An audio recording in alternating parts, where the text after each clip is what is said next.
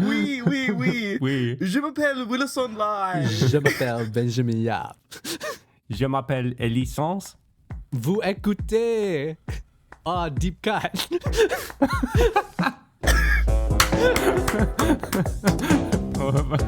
Bravo.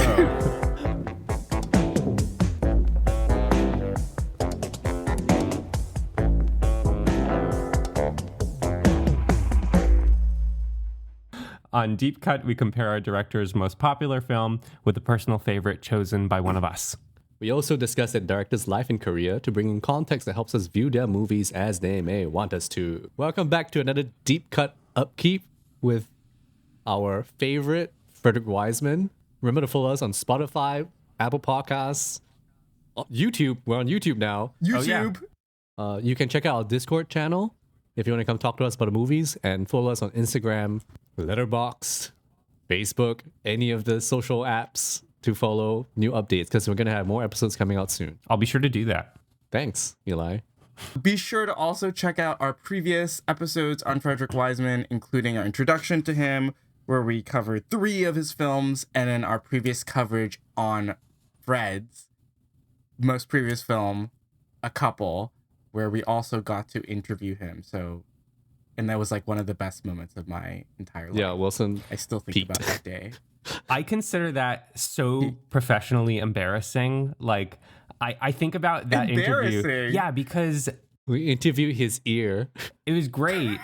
And we got to ask him good questions, but I also felt very like humbled, like out of my depth in a Yes. way. It's okay. Yes. Today on the podcast, we cover Wiseman's latest, Menus-Plaisirs. Menus-Plaisirs. Plaisir. Menus-Plaisirs. Menu Les plaisir. Troigros. Menu You can just plaisir. cut my voice in. Menus-Plaisirs, les Troigros. I'm doing, that's it. That's the best. That's the best I've done. And we've cut around so you didn't hear me try this 20 times and fucking up 20 times. But this 4-hour documentary talks about the Troigros family and their 3 restaurants, Troigros, Le Central, and La Colline, located in 3 neighboring locations in central France. This movie, it's opening limited in New York City on November 27th, so please check it out. I'm going to start off by reading the director's statement that Wiseman gave the Biennale in Venice.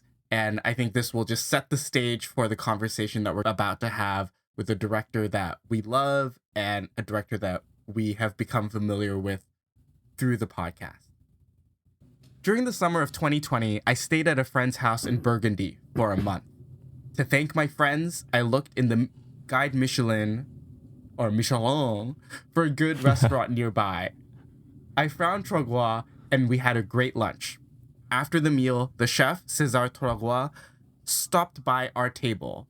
We thanked him for the delicious meal, and without planning, I suddenly asked him whether he would consider having a documentary film made about his restaurant. Wow. He said he would think about it and came back a half hour later and said, "Why not?" We then exchanged some letters, and he granted me formal permission. I waited to shoot the film until spring of 2022 when the COVID epidemic waned. Making a film about a 3-star Michelin restaurant has always been one of my fantasies. Also, I thought a film about a restaurant had links to my institutional series.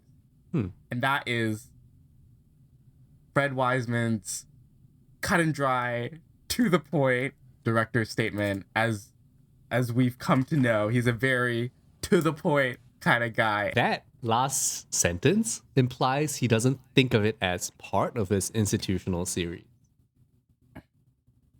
But that it has he said links, had links. has links, but isn't part of it. That's the implication, right? I mean, that's just what I'm hearing from him. Maybe. I don't know, and Yeah. I don't think he was thinking about it that I much. understand it in a similar way, but I'll talk about it later. I want to add on one bit of framing context here, which is from Julian Allen's excellent review on Reverse Shot of the movie. To start off this review, he gives the account of this meal and proposal of the documentary from César's perspective, who's the son of the patriarch of the Troigros family. So to read an excerpt from this, César is momentarily touched by this sentiment from a sweet old man he's never heard of, though he finds it hard to take it terribly seriously. He recognizes the unmistakable surfeit of gratitude which impregnates most of his customers after an immaculate dining experience, not to mention a bottle or two of Côte Rôtier, which leads them to florid pronouncements and promises of this kind, ideas which frequently dissolve in the light of the following day. Skipping ahead. Later in the back office, something gnaws at him and he Googles Wiseman's name. Papa, viens vite, César exclaims on the phone to his father, who is stationed that evening at their sister restaurant in Igarande, Les Collines du Colombier. There's this immense cinéaste in the salle and he wants to make a film about us. I think he's serious. Digestifs are poured, apologies are offered, and details are exchanged. So, I think what's on my mind the most going into our discussion here is the awareness of the core family of being filmed. I think that's something that in the Institution series has come up less prominently than in this movie. I think particularly the last passage of Menus-Plaisirs is very much so about Michel's awareness of being filmed. Very interesting. I'm going to go first. Very coincidentally this week, I watched Tran Ong Hung, who I cannot pronounce his name for sure. His new film, The Taste of Things, which is with, I forgot the name of the actor, but with Juliette Binoche, which is like this period film about cooking. And that film is also 80% food porn, which is what this film is, but this film is more like 50% food porn, which is still 2 hours of food porn, by the way, because it's a 4-hour movie. Okay, just saying. So it's about the same amount of footage of food being prepared as The Taste of Things.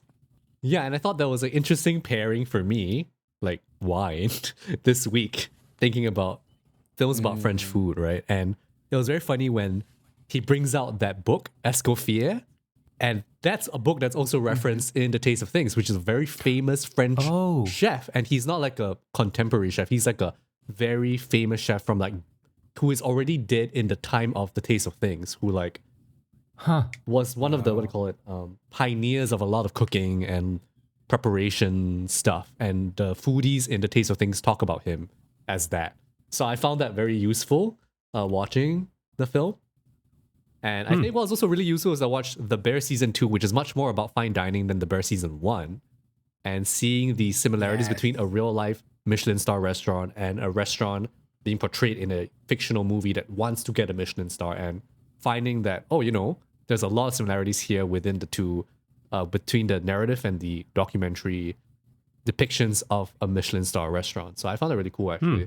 And I think for me, the things that I take away the most from this film are about food prep, honestly, because that's the best part of the film. Watching food getting prepared, it makes you hungry, and it's a process that you can follow. And I really like that. And like watching, I think, the moments where the chefs or even the servers can show their professionalism and how good they are at their jobs is really quite astounding.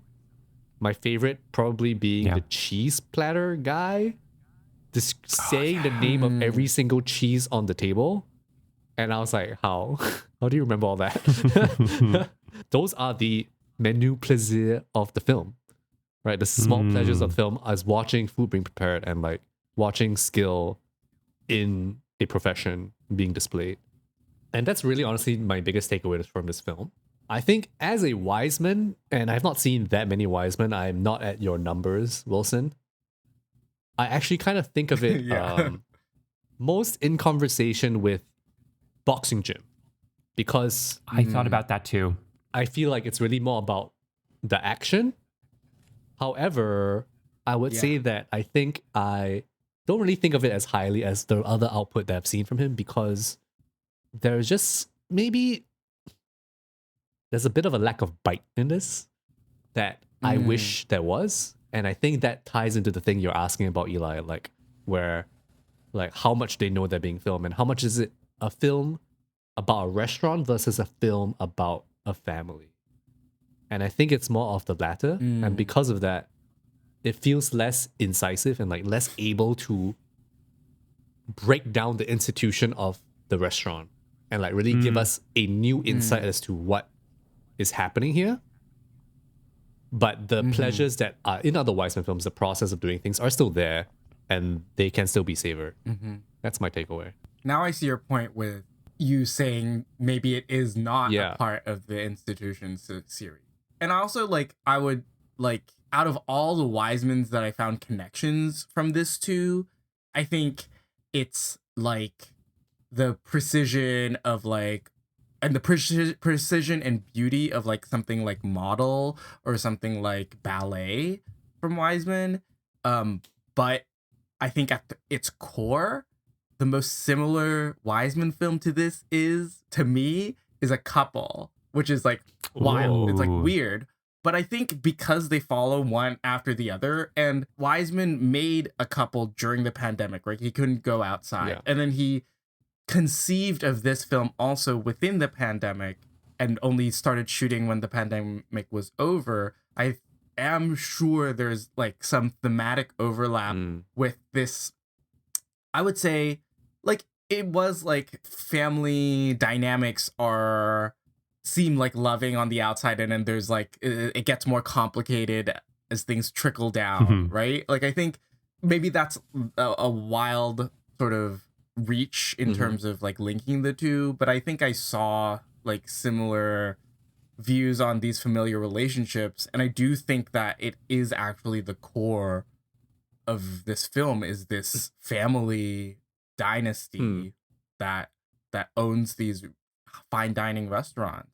I think when you think about the film in that way, is when I think the film also feels weaker as well, because, like, if that's really the objective of the film, I think it doesn't really cut too deep into telling us and showing us the ways that they kind of interact and giving us more of the insight of, like, how that family dynasty works in this restaurant business as well as hotel business, which we never really see much of at all. And that's where the women are in the family. They're in the hotel side, and we barely see them. And I don't know which one, whether I actually saw those two women, the wife of Michelle and the daughter Marion. Like, I don't know whether I saw them because we never hear their names being said. And so I think there's that kind of imbalance. Marie Pierre is, like, there a lot. You know, that older lady who's talking, like, about the furniture and stuff? Is that her? Yeah, that's her. Oh, okay. Her. Yeah, but I think it's, like, hard to tell. Yeah. It is hard to tell, but I also do think that's, like, a reflection of, like, Wiseman's style, where he just he doesn't, like, feed things to you, right? He just shows things as they are. But did you like the film, Wilson? I love the film. I'm, like, such a massive foodie, and I think this just spoke to me. Like, I love eating. I love, like, I don't know, now that I'm, like, older and I have, like, earning money, like, I will like that, like, a fine meal, like a fine dining meal is something that I would actively splurge on, like, to treat myself. So okay, don't wow me. no, I say wow because, like, I'm just not that person. Right. I just don't have that same kind of inclination. Like, I would love to actually. Like, I think watching this, I was like, you know what, I would like to try it, but the strength of that conviction is not very high. Right. I just think it's incredible, and I don't know. I, like, grew up watching a lot of food shows. Like, it's, and, like, we come from, like, my mom, like, cooks a lot. Like, I think it, like, flows through the family.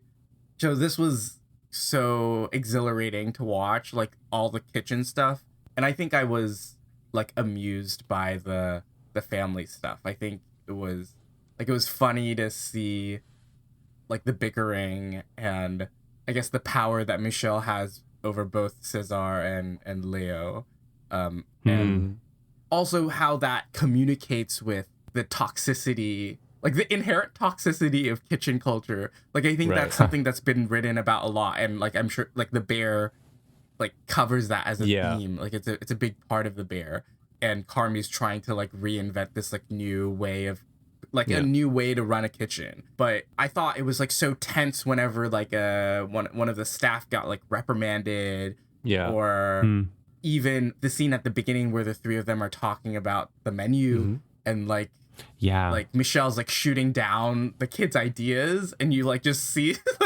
like I don't know, like, it's I think it's just so interesting to see, because there's, like, such a strict power dynamic at play, and I think that's fascinating. And Yeah. Also, like the demographic, like the rich people demographic that's being surveyed here is also so interesting. Like how snotty some people can be, and I'm sure Wiseman's also like digging into that as well, like that sort of like high culture pretension foodie. Well, the best line in the film is from a customer. I have no allergies, but I'm allergic to the bill. Yeah. Oh yeah. And then how does he laugh, man. counter? And he counters by, "I'll give the bill to your wife." Yeah. Eli, what did you think of the film? Yeah, I've been trying to put my finger on it since I watched. My main feeling about the movie is that this is a film of hows, and I wished it dug into the whys more. Right. So what I mean by that is we get a great sense of the entire process of how this restaurant runs, right? We even see some of the history of, they used to be in this old building across the train station. They've moved here within the last 5 years. And we see how they run the business, how the kitchen runs, from talking to farmers and vintners and herdspeople, the procurers of the ingredients and the produce that go into the kitchen. Then we see the process of the chefs preparing and sorting and cooking the food. Then it goes out into the dining room and we see the customers enjoying it, and we see a little bit of the after process as well, right? Mm-hmm. So very thorough sense of the process. And of course, needless to say, we get that from other Wiseman movies as well. Thinking about something like City Hall, that is very much so about meetings and process. At the same time in that movie, I feel like you get a strong sense of why people are dedicated to this bureaucratic, apparently boring work. In this movie, I feel like I get a bit shallower of a sense of why people are in this. On the prep chef side, we mostly see them as serving under the power of Michel without much of a sense of individual motivation. For the customers, there are hints of, as Wilson's saying, an investigation into how they view this food, but also their own kind of complacency in enjoying this inaccessible upper crust form of art.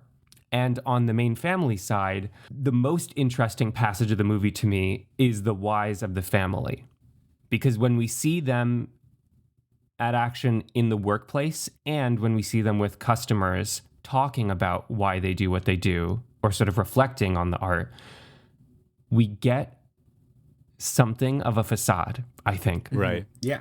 That to me is fascinating, because what they say versus not say, and even to the point of the kitchen culture, what you get the sense that people are sort of restraining for the sake of the camera in terms of chastising or harsh words to their colleagues.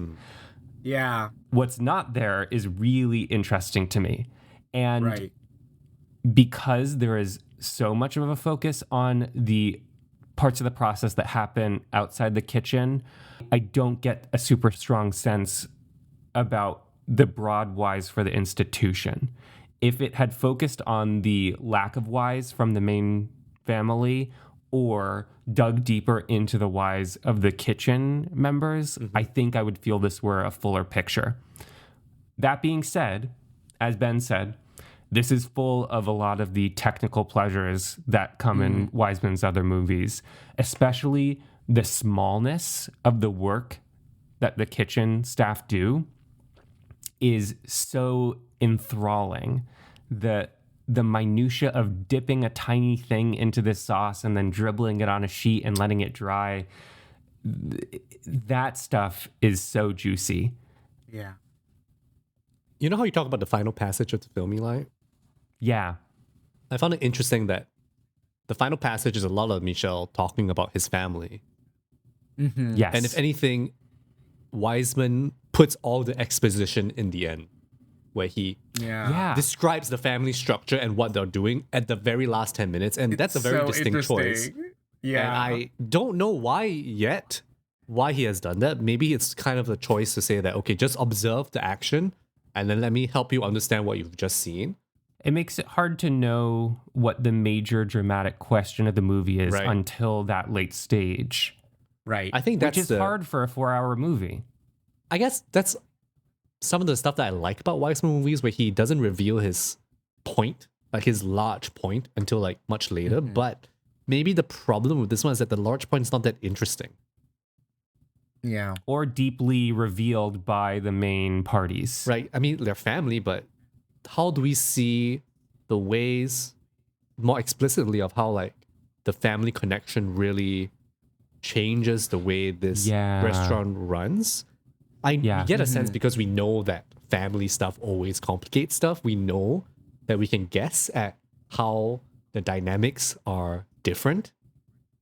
But a lot of it is, for me, conjecture on my end, and I'm curious, but I wish I could find out more by observing more of those things that happen within the family in the context of the restaurant business.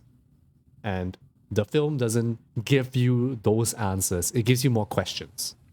And they're not questions that the film needs to tell you, because you can have those questions without watching the film, right? Right. Like a question like, what does it mean to succeed your father as a chef? You know, do you have imposter syndrome? You know, like Leo, who is the son who has the other restaurant, the one without Michelin stars. Le Colline de Col- He's younger than me, and he's the head chef. You know, I'm like, if I was him, I'll be like, holy crap, did I just get this job because my dad owns a restaurant? That's what I'll be thinking. Yes. But is he thinking that? You know?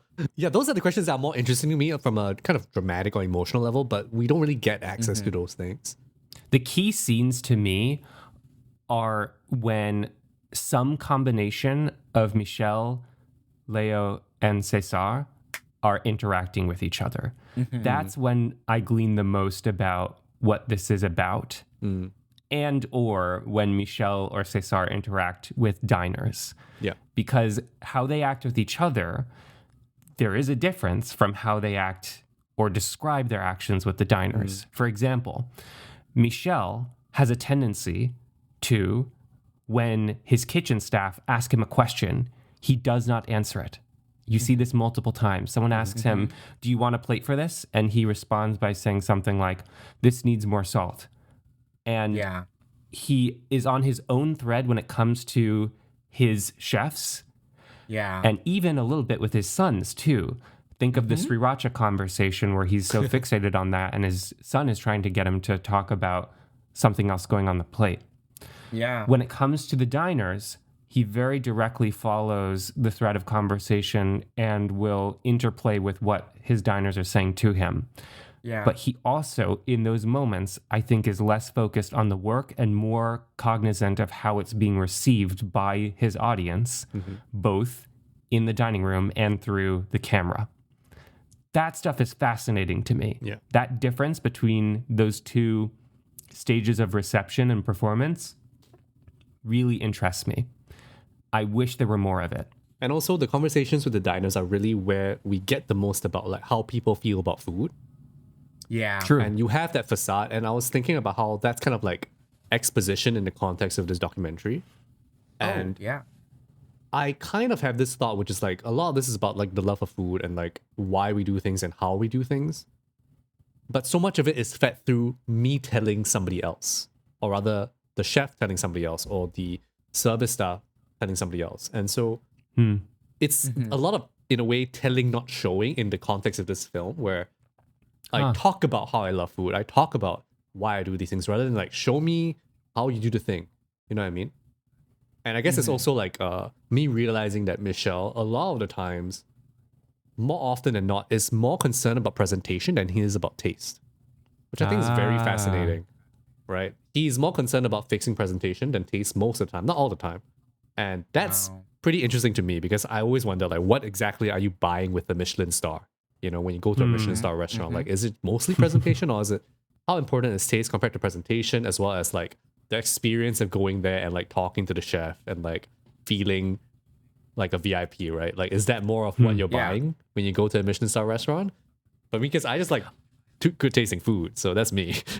On that topic, I want us to swing a little bit into how much the text of the movie is cueing us to investigate the level of privilege and or complacency of, frankly, both the customers and the owners of the restaurants. I think not at all. No, I don't. Really? I would push back. I would really push back I don't against know. that. I'm with Wilson on this. Okay, tell me. I think about, so before this Ukraine moment at Le Colline, I'm already thinking about this, right? Yeah. You're right. Okay, I agree. So, I agree. Yeah. I think already by focusing so much on the dietary restrictions of the customers, I'm already in a space of an unfair kind of judgment of people for what they choose to not eat, because, you know, I have my own dietary restrictions too. Like, it's not fair to... There's something about the way those moments are framed or compiled in the edit that does draw attention to those choices and restrictions. And then this Ukraine moment comes, where at Le Colline, they're sort of joking about Ukraine in a way that is confusing. And then it turns out that they're on purpose having this dessert that is blue and yellow, the colors of the Ukrainian flag. And then, only then, does Wiseman reveal that part of the proceeds of this meal are going to relief and aid in Ukraine. This is a complicated and kind of troubling moment to me. And it is funny. Yeah. In a way that makes me think about what is the utility of this high-class, privileged, hard-to-access level of art that is fine French dining. Right. I jotted in my notes that this is art, and both its creation and its enjoyment is indulgent, but also sustaining. And there's limited access to it. And it is both those things. I think Wiseman is holding both of those things here. I guess my question would be, is it by the nature of this Ukrainian relief dining event, immediately you can kind of see it as kind of like a funny-ish thing? Or does it come through in the presentation of what we're seeing? In terms of the criticism or possible criticism of this establishment of French fine dining. You know what I'm trying to say? Like is it the what or is it the how I see it that's giving you this effect that you're talking about, Eli?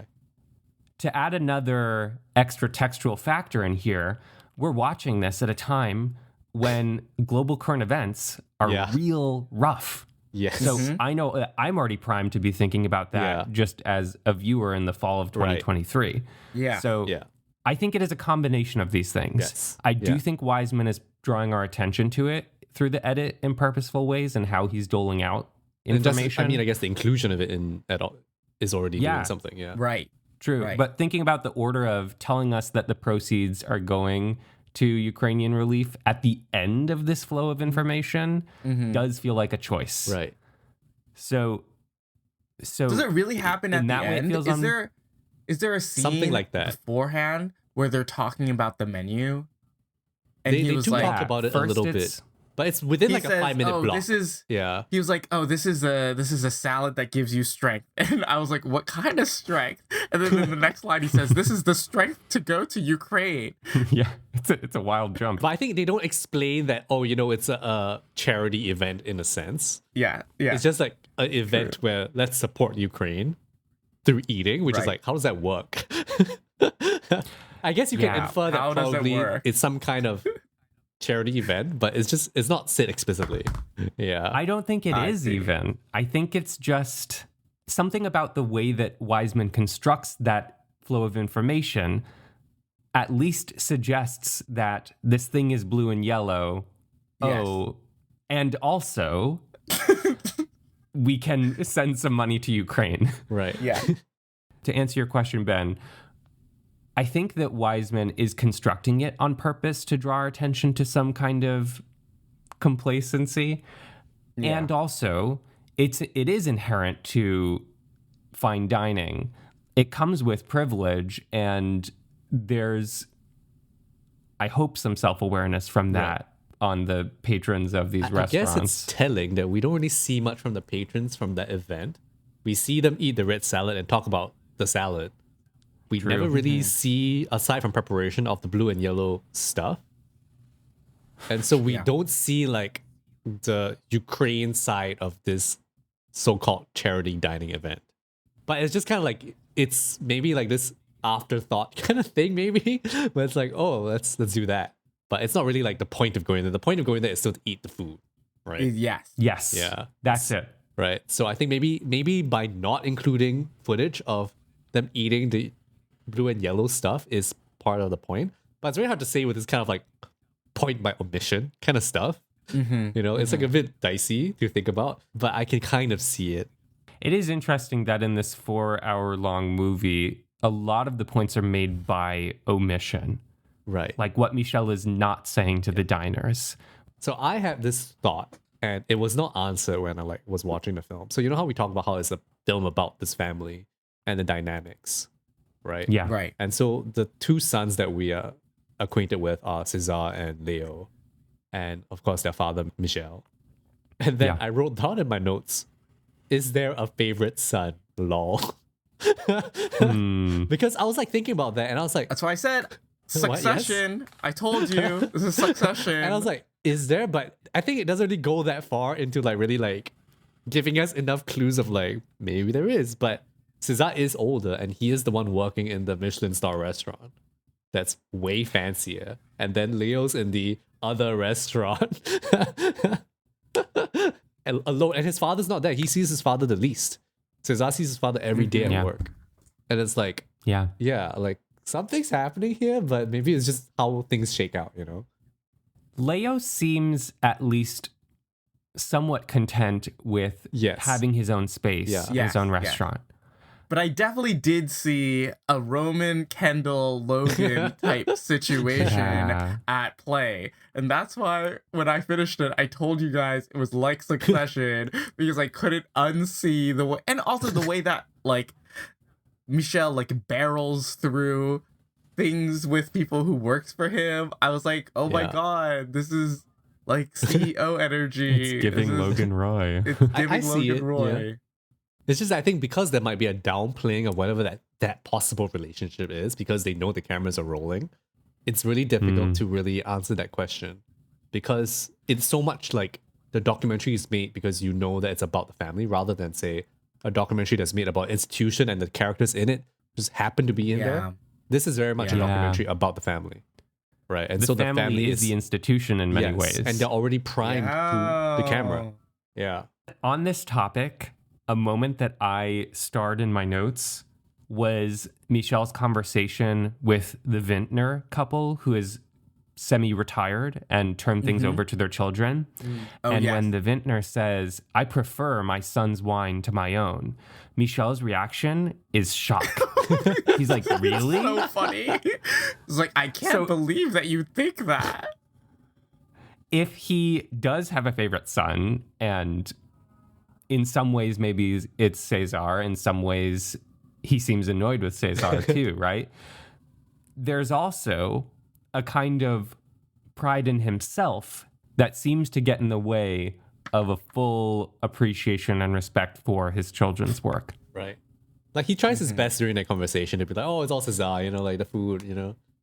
Like he does that. Yeah, but he's also, there's something that makes him seem magnanimous by saying that. I think that also is a kind of performance. No, yeah, 100%. That's what I mean. Like, it's like you can feel him being like, I have to say it's my son. But I'm in the kitchen, like, nitpicking every fucking thing, you know?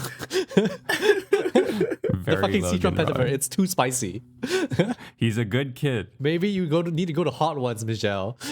Maybe you need to see your spice tolerance. Maybe it's you this whole time. Maybe it's you. Bro can't handle sriracha. Why not put the soy sauce in the sauce, dude? I was thinking about the other Wisemans we've seen and thinking about process. And I don't know what you guys think about this, but I was thinking about how in the other films, the processes are more distinct, or the sequences are more distinct.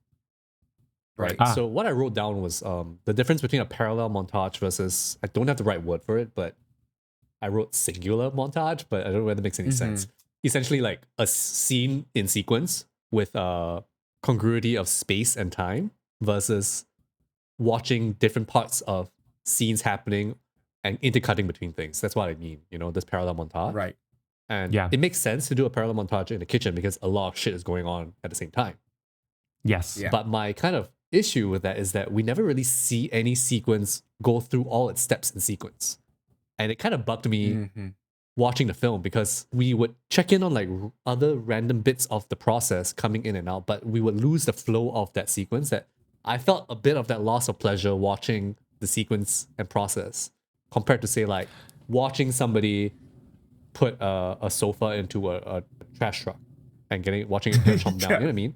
I will never forget that City Hall scene. Yes. I'm never gonna forget Iconic. that City Hall. Watching people use the microfilm room in Ex Libris and just like a nice sequence of people doing that and the sounds of that. But because there's the chaos of the kitchen, and I was like thinking, is this the limitations of Wiseman's style where like that kind of laser focus on the single sequence cannot contain what is going on in the chaos of something like the kitchen? Because once you do that, the feeling of time in the kitchen makes no sense. But then once you break it up, then the feeling of the sequence makes no sense. And I found that really interesting to think about because that is also something he does with other things, like revealing little things that he doesn't explain until later. And the one I want to pick up is because there's a baby in my house now. I have a niece now. Is there's this really Congratulations, Uncle Ben. funny moment Uncle where Ben. Cesar goes into the kitchen and picks up a baby bottle from the stove that is being heated up in a little saucepan with water, which is something I see my brother and my sister-in-law do all the time. And I was like, wait, what? Why is he picking up a baby bottle? It was so random. And then an hour or an hour and a half later, then we see him with the kid and with Michelle and his wife. I was like, oh, okay, so I guess that's why he did that. But why did he delay the reveal of why that is there so late? And what is the function of that? Why do that? Yeah. That's funny because to me, a really pleasurable aspect of this movie is the setup and delayed payoff. Sure. Like getting to see an ingredient follow through from its delivery to a couple sequences later, its prep, to a couple sequences later, its plating. I really like being like, oh, like Leo DiCaprio pointing at screen image, but Leo DiCaprio is a crayfish. Like getting to see that follow through is kind of fun. And those moments when Wiseman punctuates all these parallel montages by sort of stepping out of the space into wider and wider shots. And, I'm thinking especially at the end of the first prep sequence when he shows what is to me the shot of the movie, the reflective orange-hued ceiling of the kitchen with all the people working underneath before then cutting out to another sequence. Those moments help me emotionally process the whole minutia of all these details that I've just witnessed happening across the kitchen in tandem. So to me, the delayed setup and payoff is fun, and Wiseman's ability to punctuate a scene helps contain the feeling of chaos and precision that have been happening in the kitchen. Yeah, I feel like I agree with Eli on this one. I think the long game sort of aspect of Wiseman's like films really pay off here. And I think just being invested in, well, like not even the people making the food, but like the food itself and how it goes through these different processes. And like, I think that's so cool to see. And just Wiseman has made movies about literally almost like everything in the planet. And like in America and in parts of France.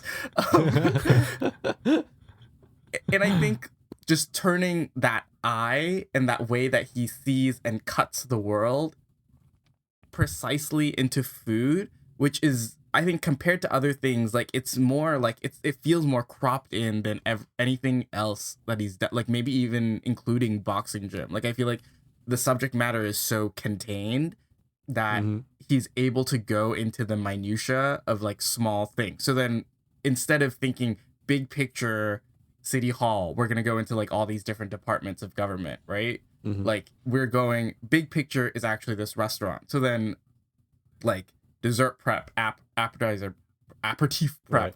mains prep, like it's they're all the small sections that we're cutting back in between from. And we also have these conversations between family about food and also the diners. When the like the goalposts that Wiseman sets for himself are shortened, like he's able to just dive in a very different way. And I found that like fascinating, and I think it also leads to a more excited edit. He's just cutting a lot faster than he usually does, and the amount of those in his other films, you would call them padding scenes, like where you jump in between like two long conversation scenes. He would just like I'm thinking about in Jackson Heights, where he just goes into a flower shop for a little bit in between like two of these long sequences where they're talking. Like the percentage of the film that is those padding scenes is actually like the 50% of the cooking that we were talking about. Like it's a lot more. And I think when having to deal with that, like I think he's coming up with new ways to like relay information and like connect things that is not always like super dialogue driven. And I think that's also cool. It's cool to see. I think maybe for me, it's like wanting to dive actually even more into the minutia in a way that's maybe slightly more detail oriented. And I agree. I think that's quite difficult because I feel like he must have had less time in the kitchen. Because here's He my said wish he was list. there for 7 weeks. Okay, my wish list is like, I Whoa. wish I could follow one thing in his kitchen, just one thing, rather than everything. You know, it could be an order slip, it could be a dish, but I want to see how does the whole thing work, and then see how it fits into how the restaurant runs. But maybe that's not what the film's interested in. But Yeah. those are the processes of like, how does this institution function? Because I still don't understand how they know what the fuck to make, because they're shouting the order and I'm like, are you remembering it? Are you looking at a piece of paper? How does that work? And I'm like asking that question the whole time, and I still don't understand how they remember it. Because Yeah. that's my question in The Bear. Like, you're just shouting orders, and then like, we're like, how do people understand this? How does that work? You know, like, you're just saying it out loud. Like, how does that work? And I want to answer that question. So much runs on memory, including the waiters. There's a limited like amount of like dishes, right, on the menu, and then they have like names for all those dishes, right? So when they call out the dish name, then they know what dish they have to make. Does Yeah, that but make so is sense? it like, But it's the quantity. yeah, so is it like let's say I'm the John Dory guy, okay? Yes. But I only make the first half, okay? So he says for John Dory, blah blah blah. Okay, so I make the John Dory, okay? Yes. Then how do I know how many? And also, okay, I know how many, but then how do I know like when to make the thing? Because there's also all the allergy stuff, and then I could make the special stuff, and then how do I tell people this is the special one? And then like who do I like? How does that whole thing work? I get that how it can work, but then there's also the sheer quantity of remembering. It's like 4 Yeah. plus 4 plus 4 plus 3 plus 1 special, and then 2 plus special, and then like they're all special. Then who is writing this down, and like how do you figure it out? And that's the kind of stuff I'm really interested in. Like how's that work, and how do you like communicate all this other stuff with each other, and like creating in different parts of the dish, because a dish is not made by one person. A dish is made by multiple No, people it's at not. once. You know, and it always seems like people get pulled from one station to another station ad hoc. And I'm Yeah. like, if you get pulled ad hoc to something, I would just forget everything I was doing before. No. How do you remember That's why anything? being a chef is like one of the hardest jobs in the Yeah, world. so that's kind it's of just the they stuff, just like- do it. That's just like you can't like that's what you see is like what happens. Like that's how they operate. They just have to have all these things juggling just in their head. And because you don't want like a crazy kitchen, you don't have people shouting shit at each other, right? And then everyone just needs to know exactly what they're doing and just executing it to perfection. And the communication is like minimal. It's like insane. That's for me, that's like me wanting to see Wiseman cut through the magic of that and like let me understand how it works. Just like any of his other films. You know what I mean? It's like I kind of want to see how it works. And I don't have the answers to my questions. And it bugs me. And like I mean, I don't think I need to know the recipe of the food. I don't think that's the part that's interesting. Yeah. But You just want to understand it a little more, like the process. Of yeah. it. Okay, let me give another example. Like, for example, the agriculture sequences, right? Yeah. A lot of that is people talking at you, telling you the process. I wish I was seeing the process, and I felt like those sequences could have been their own films. Of me watching those things that they were talking about rather than me listening to them talk about those things, which is like very Cow interesting. farm. But I'm like, I want to see it. I want to see how you do Goat the farm. You know, like show me. Yeah. Yeah. I'm thinking now about the difference between the shots of hands working on dishes and faces of those chefs working on the dishes. The way that a mini sequence within these parallel montage sequences will work is we'll see hands working on a dish, then the face of that person, and then back to the hands. That usually is the sort of order. To Ben's point, I wish there were more facial reaction shots to things like receiving an order, because to see how someone processes receiving instruction Right. would tell us more of this why, or even the internal how of their memorizing. Yeah. Like to see someone's eye movement as they receive a command to prepare 2 snails would tell us something. So I was thinking about how in the first half of the film, we spend, I think, the first 2 hours with that fancy 3-star Michelin restaurant, right? And we see the food prep and all that. And then we see some of the food getting cooked. And then in the latter half of the second half, like the last quarter of the film, we go back to that restaurant and we see more food prep, more cooking. And I think he does dive more into the individual dishes. I think my thought was that I was wondering why there wasn't a different focus in each of these meal service sections, you know? And my thought was actually it was a little repetitive, like to kind of show me more food prep of almost sometimes the same stuff. Whereas maybe like you were saying, like maybe like it could have been one sequence is about cooking and then one sequence is about how do you operate in the kitchen versus like just the cooking, you know what I mean? And so it felt a little bit too much like the film was about the mechanical act of cooking rather than the act of working in the kitchen, which is a bit different. You know what I'm trying to say? That is different. Yeah. Yeah. And it gets to that why that I'm talking about too. A moment that has popped into my head a couple times during our conversation is when Michel, in the dinner service towards the end of the movie, criticizes another chef named Oscar, not to blow up Oscar's spot, for cooking Poor too many Oscar, snails in one pan. man. Oh my god. I feel like he got railed on like so much. It wasn't just him though. There was the other guy that gets railed on, but we don't get his name. That guy. To see in that sequence Michel's expression of frustration and a little bit of Oscar defending himself, or even earlier, the chef who doesn't properly drain the blood from the brains. Yes, that's to the see guy. his reaction to being disciplined and explained to. That kind of stuff shows us their faces and the expressions of frustration or being a recipient of frustration. Yeah. That stuff shows us a little bit more of the internal why. Yeah. Or even internal how do you function as a person in this kitchen. Yeah. Brain guy got it rough because he gets scolded for 2 different things. Right. There was the brain one, there was another thing. But then I found it so funny when Michel shows him like, you know, the books and he's like, you read this book so you figure it out. Cookbook. Yeah. Right. Oh. But the funniest part to me is like when they go to that second meal service, they have this cutaway of him reading the goddamn book.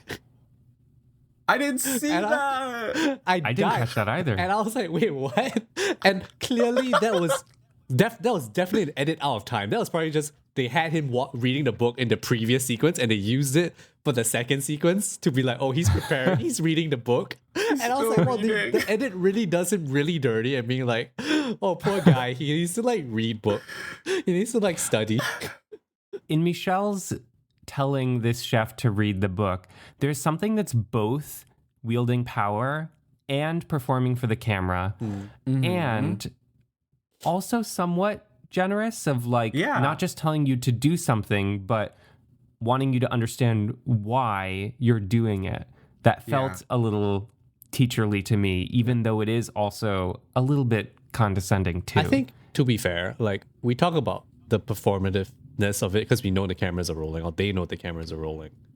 But I think if I ignore that fact, I felt like a lot of the times I was like, they get pissy, but like they are mostly always quite generous and are teaching all the time. And I think about how Yeah. you're Yeah. a chef in the kitchen, but you're still learning constantly as you are doing service for real people at the same time. Stupid things like only use one layer of cling film, or like Yeah. how to cut the fish. Like we are about to go into dinner time and you're teaching me to cut the fish today. Like that's Yeah. insane to me. Like it's like I gotta pick it up today. I did have a lot of why now questions. Like, why are the chefs only learning about this right now? Right. That made me wonder, is this just for the camera, or is it like, no, they're just constantly learning? Because the bear Yeah. does that thing too, and I was like, oh, is this real? Then watching this, I was like, I guess it's really real. Like you're always an apprentice, so you're always learning today, and we are gonna work today as well. We're not just learning; Yeah. we're learning and we're cooking. And I think Which is it cool. also depends. It depends on like It's the chef cool. who's running it, right? Like if you're a chef that's running a restaurant and you want to change up the menu, like I don't know, every couple months, or if the menu is just a day of menu, like that's like what's decided based on the ingredients that you get for the week. Like Yeah. some Michelin star restaurants that just do those like tasting menus just decide what they're gonna serve today. So I think it requires a certain kind of person, right? Like I think you're really seeing this skill being executed by all these chefs working in this kitchen of like picking something up and then mastering it within a few hours and using repetition and just like focus and hand-eye coordination. It's like I feel like I was just fascinated by that and how quickly like idea can go from like head to paper to plate to rich person eating it and talking about how it tastes. Even things that happen outside the flow of the regular workday that teach the chefs, like think of the cheese cellar tour that they all go on to learn in informative. detail how the cheese is made. I love the mold. Actually, the best scene with the non-son chef or apprentice chefs, I Yeah. don't know what they call it, is when they're picking flowers.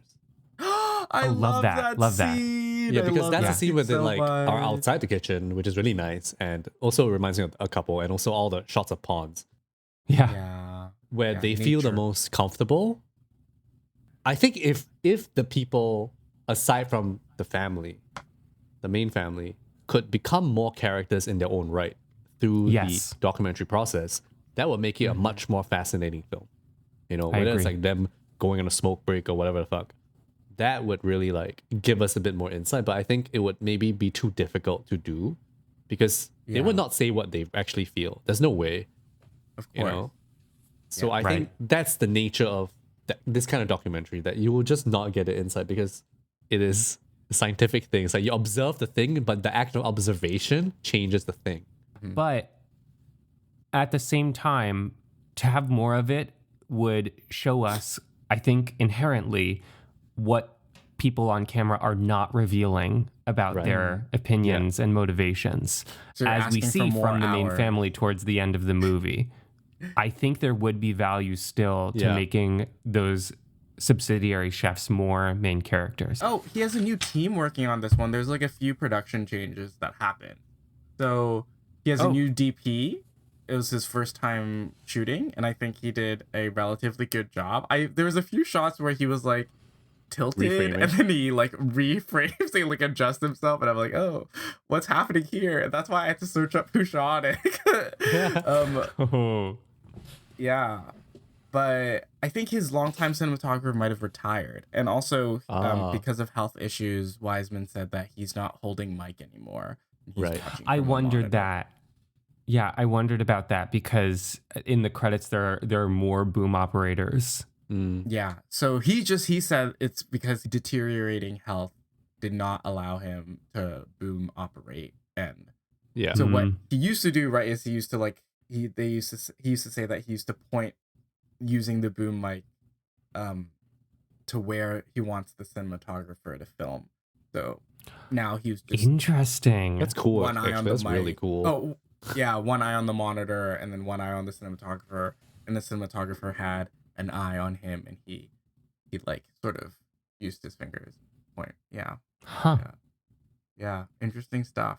And I think, I don't know, like if you think about his career being so expansive, right? You're seeing like sort of the poorest in society, and now he's like getting a chance to look at the richest in society. I think the discrepancy is like so much more obvious when you're watching the ones about like the ones like public housing or like welfare where it's like so dire and like, but I think if you look at it still in this series, right, you can really like just contrast, like put it in direct contrast with these people that you see in this film. And I think even without, I don't know, critiquing it as aggressively, and I don't think Wiseman would ever do that. I think you still get a sense of, I don't know, an icky feeling watching some of these people. Right. And also, as we talk about the question of if the film cues us to be critical of the patrons of the restaurants, I feel I'm not drawing an assumption that Wiseman is also a little bit investigating his own enjoyment of this top shelf dining experience, right? He lavishes so much attention on it. And I think he views himself as part of the group of patrons of this restaurant, right? Of course. Like, there's something of a privileged status that allows him to even be interested in documenting these restaurants. Right. Something that I feel is potentially part of this conversation, and also a conversation about how the chefs perform for the camera or show some self-awareness, is the moment when, as César is feeding his daughter, Michel says... I know exactly what line you're going to say. Yep. He says, cuisine is not the cinema. Wait, what? I missed this. Yeah. And then the César's wife is like, yeah, cuisine is not the movies. Cuisine is the real stuff. And that to me encapsulates everything we've been talking about with why do these people do this? What is the utility of this very privileged art form for people? What do they think it is? What should we, in contrast, think it is? What does Fred think of this? Like, I see him chuckling behind the monitor at that sentence. It is kind of performative for the camera in a way. I don't even know if I have a point to make off of bringing up that quotation, but it is just something that feels very like a microcosm of some of the big questions in the movie. You can do the dessert. I'll do the dessert, the cherry on top. Thank you for listening to this episode of Deep Cut. Please rate and review because that helps us keep making the show. Be sure to subscribe to us where you listen to podcasts so you'll know when our next episode drops. Keep up with Deep Cut on Twitter, Instagram, Facebook, and Letterboxd at Deep Cut Pod. Join us to talk about movies on our Discord server, to which you'll find a link in the description. Deep Cut is hosted, produced, and edited by us, Wilson Lai, Benjamin Yap, and Eli Sands. Our cover art is designed by Justina Yam, and our theme song is composed by me, Eli Sands. I'm Wilson. I'm Ben. I'm Eli. Take care, and we're looking forward to talking about more movies with you next time.